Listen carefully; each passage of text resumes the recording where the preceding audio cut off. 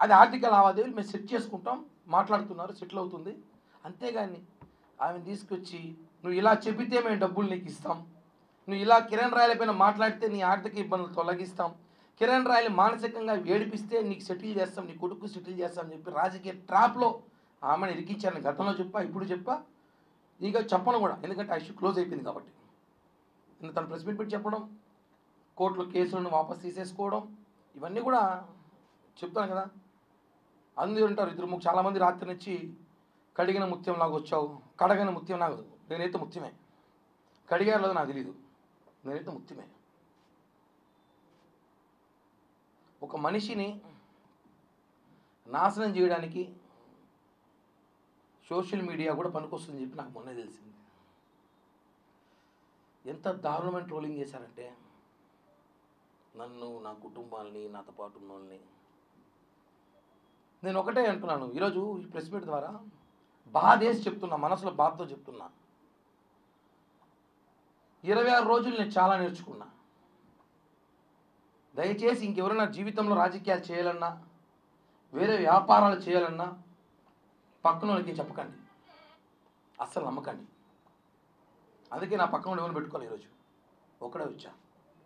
నమ్మకండి, చెప్పకండి, తప్పు. ఎందుకంటే 26 రోజులు నేను చాలా తెలుసుకున్నా.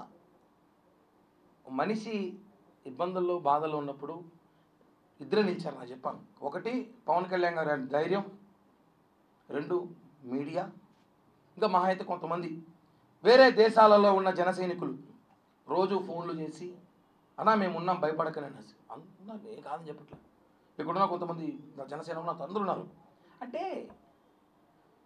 ఒకరు వచ్చి చెప్పేస్తే దాన్ని నమ్మడం అంత ఈజీ కాదు, దాని వాస్తవాలు తెలుసుకోవాలి.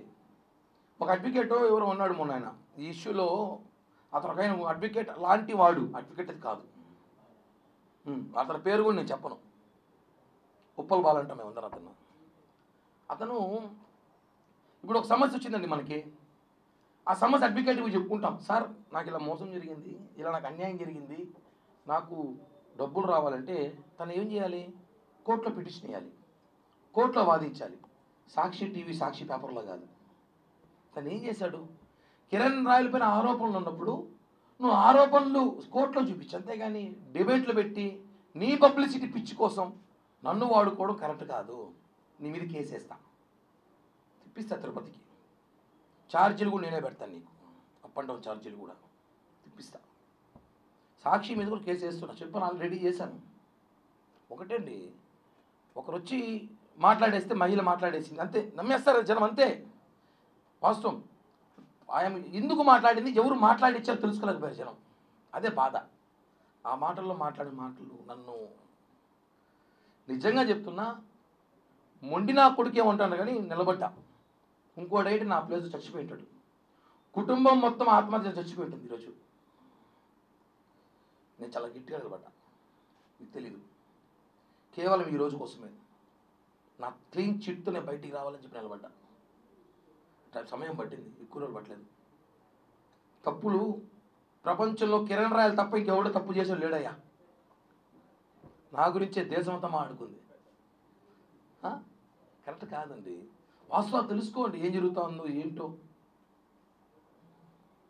ఆవేశంలో ఆవిడ కూడా నా మీద చాలా మాట్లాడింది, నేను కూడా చాలా మాట్లాడా. అవన్నీ ఒక స్టాండర్డ్ కూర్చొని పోతా ఉంటాయి, కోపంలో రకరకాల మాట్లాడుతుంటారు, అన్నీ కామన్. అవి ఆర్థిక లావాదేవీలు గతం నుంచి ఎన్నోదో చెప్పా, దాని మీద రాజకీయం చేయొద్దనేసి. బాధాకరం వేస్తుందన్న, కంట్రోల్లో ఉన్నాను, లేకపోతే చెరువు అయిపోయేది కన్నీళ్ళతో. చాలా కంట్రోల్గా ఉన్నా, చాలా కంట్రోల్గా ఉన్నా. మా నాయకుడే మాకు ఇన్స్పిరేషన్. తప్పు జరిగి దాన్ని ఆన్సర్ వచ్చేలోపు నానా బీభత్సం చేసి 25 రోజులు 26 రోజులు అయింది నా ఇంట్లో సభ్యులు బయటకు వచ్చి, నిన్నటి దాకా కూడా బయటికి రాలా. అంటే తప్పు గురించి కాదు కానీ, ప్యాంట్లు చూపించిన వాళ్ళు బాగుంటారు, భార్యలను వదిలేసి 2-3 అమ్మాయిలతో తిరిగేవాడు బాగున్నాడు, గంట అరగంట సొక్కాయలు ఇప్పేసినప్పుడు బాగున్నాడు. అసలు ఇది వీడియో ఒరిజినలా కాదా అనేసి ఆ అమ్మాయి మరి చెప్తా ఉంది. ఆ వీడియోలో ఏముందో లేదో మీరు చూసారు. ఏం చూసారు, ఏం చేయాలి మాట్లాడడం అంటే అర్థం చేసుకోండి. కిరణ్ రాయల్ కుటుంబాన్ని నాశనం చేయాలని ప్రయత్నం చేశారని చెప్తున్నాను కదా. నేను దీనికన్నా ఎమోషనల్ కాలేను. నాకు ఎమోషన్ తెలియదు బేసిక్గా. చాలా నాశనం చేయాలి, కిరణ్ రాయల్ అనే కుటుంబాన్ని నాశనం చేయాలి అన్న ఒక ప్రయత్నం దాంట్లో చేసిన భాగమే కాదు చెప్తున్నాను. నేను నా కుటుంబం కాబట్టి నిలబెట్టాం. లేకపోతే ఈ పాటికి మీకు తెలియదు. మీరందరూ కిరణ్ రాయల్ ఈ మధ్య ఈ ప్రెస్ మీట్లో కానీ ఈ 10 రోజుల్లో చూస్తారు. ఈ 10 రోజుల్లో మేము ఎంత మానసికంగా నలిగిపోయామో మాకు మాత్రమే తెలుసు. నిన్నటి రాత్రి వరకు కూడా సరిగ్గా నిద్రపోని రాత్రులు గడిపాం మేము. అంటే అన్న, అప్పు వేరు, మర్డర్ వేరు, జైలుకి వేరు. ఆరోపణ చాలా కష్టం, నిందలు భరించలేము. తిరుపతి తొట్టుంది, ఎక్కడ చూసినా నా గురించి డిస్కషన్ అంట. ఎవడు ఫోన్ చేసిన వేరే సమస్యలు లేవు పాపం. ఎవడు అప్పులు చేసుకోడు, ఎవడు అందరూ చాలా చాలా పద్ధతిగా బాగా పద్ధతిగా బతుకుతున్నారు అందరూ. నా గురించి మాట్లాడాలి అందరూ కూడా. అన్ని విషయాలు బయటకు వస్తాయి. నేను కూడా సమయం సందర్భం చూసుకొని మాట్లాడతాను అంతే.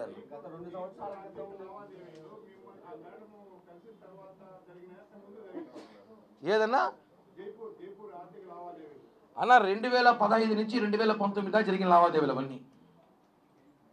జైపూర్ ఇష్యూ 2021 కేసు అది మాకు సంబంధం లేదు.